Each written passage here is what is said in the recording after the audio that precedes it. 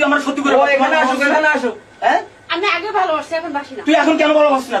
কারণটা আমি বলি, কারণ হচ্ছে এই টাকা। কারণ এখন তো তোমার কাছে টাকা নাই। আগে তোমাকে ভালোবাসতো, এখন তোমাকে ভালোবাসা ইম্পসিবল।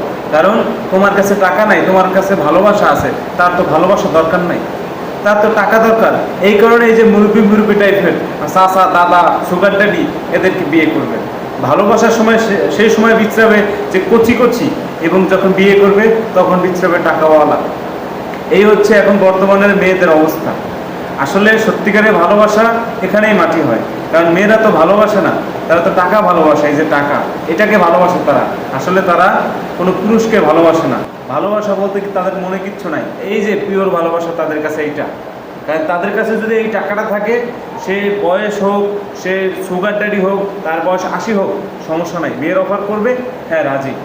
আসলে তোমাকে আগে ভালোবাসতো, এখন ভালোবাসে না। কারণ হচ্ছে এটা, আমি বলে দিলাম, এই টাকার জন্য এখন আর তোমাকে ভালো লাগে না তার। এইটাই হচ্ছে বাস্তব এবং পিওর কথা।